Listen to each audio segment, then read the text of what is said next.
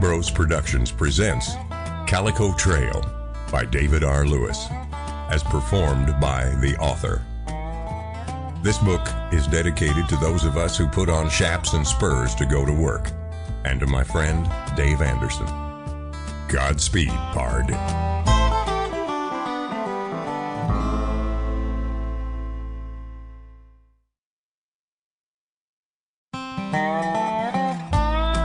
Chapter 1.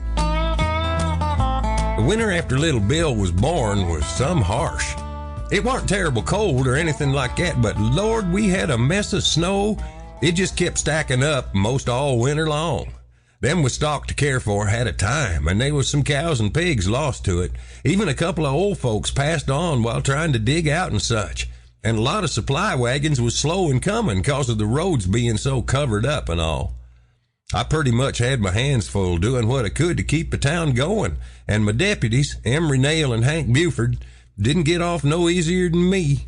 On top of that, I was a daddy and all, and that there was a hell of a change in my life.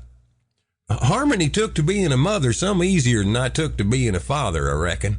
I done what I could to lighten her load, and so did her daddy, Verlin, but it was some fretful having a baby around.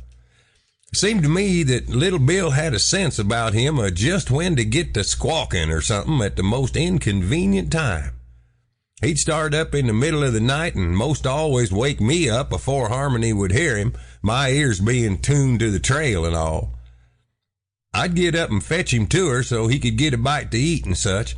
As time went on, I come to notice a difference in the way he'd holler if he was hungry or just wanted somebody to fuss over him.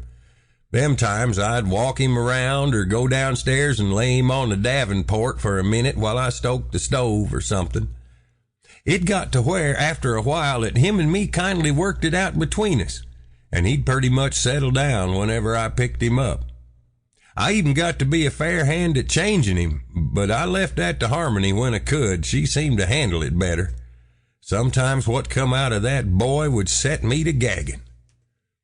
He didn't lack for friends much. Miss Clary come by whenever she could to mess with him and make sure he was being attended to in a manner fitting her standards.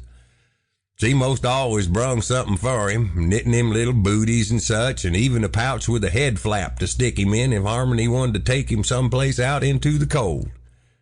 For his first Christmas, I built him a cradle of some hard rock maple that hung in a stand and could swing back and forth to give him comfort. Arliss carved him a little bitty colt out of hickory and showed up with it all. Sample complete. Ready to continue?